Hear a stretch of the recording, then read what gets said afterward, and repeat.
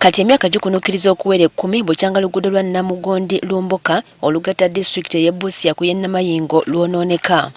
Oluguudo luno nga luwezako kilomita 13 okwonooneka kyava ku lutindo olwateekebwa mu kitoogo kya Lumboka okugwamu olw'enkuba eyali esusse okutonnya kati ng'ekkubo lyonna lyanjalamu amazzi. Kati okuziyiza ebiyinza okuddirira abatuuze ba Sizza Nkuyege ne batandika okwekolera ku luguudo lwabwe. Bano bakwataganye n'enkumbi, enso n'amajambiya kw'ossa n'emiggo okwerula ekkubo era buli omu abadde akola butassa mukka butassa mwoyo.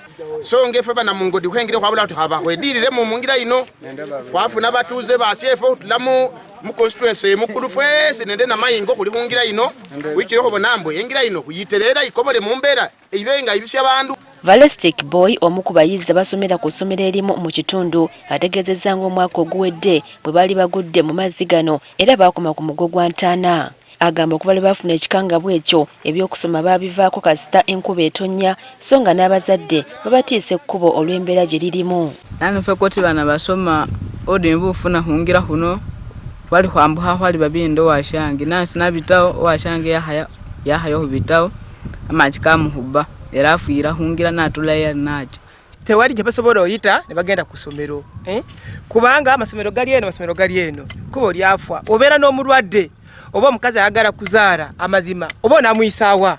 Abatuuze mu kitundu kino bagamba nti ng'ogyeko amazzi okwanjala mu budde obw'enkuba mu musana ebinnya n'empompogoma byeyiba abaana baliwo ekibafuukira ekizibu okutambuza ebyamaguzi byabwe. Tuli balimi ba muceere, mawogo, kasooli naye tulina ekizibu kimu kya kkubo.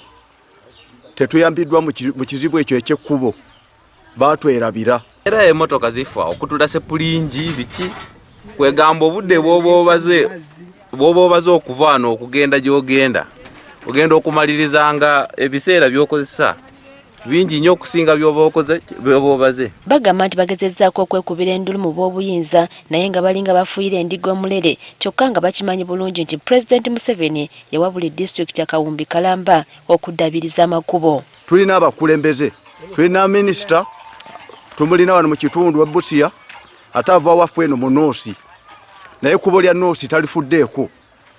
LC5 naye wa Noosi yatwerabira. Tulina bakansala baatwerabira. Twawula nti muzee yatabiwe nemu ku district bateeza amakubo naye sente zayita ku district zalagawa. Bongerako nti olw'ebinnya mu kkubo bamanyi okuteegebwa abamenyi b'amateeka era bangi bakomye ku mugo gwa Ntaana naddala abavuzi ba boda boda. Ababoda babbira kuno abantu lwabubi lwa kkubo lino. Ze pijange bagiba zali ssaawa 3 ez'ekiro ng'atwala omusaabazi Buyunda. Stephen Mugeni Wasike ssente wa disitulikiti y'e Busia agamba obuvunaanyizibwa ku luguudo luno bwaweebwa minisitule y'ebyenguudo nti nga bba aba disitulikiti tebalulinaako kakwate.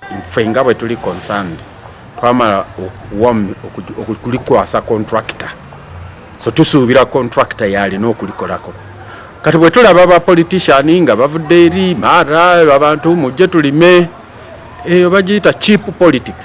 Agamba nti newankubadde Pulezidenti yabawa akawumbi okuddaabiriza enguudo ssente zino zaali ntono nnyo okukola ku nguudo zonna eziri mu mbeera embi mu disitulikiti. 1 billion ssente ntono nnyo ate engeri gye tulimu amakubo kilomita nga 693 tosobola kukozesa 1 billion.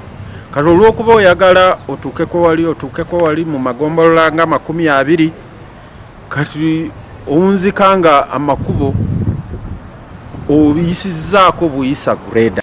Okusinziira ku batuuze bakugenda mu maaso n'okwerongoosereza amakubo gaabwe okusinga okulinda gavumenti anti ebizibu bwe bijja bituukira ku bo wabula si gavumenti.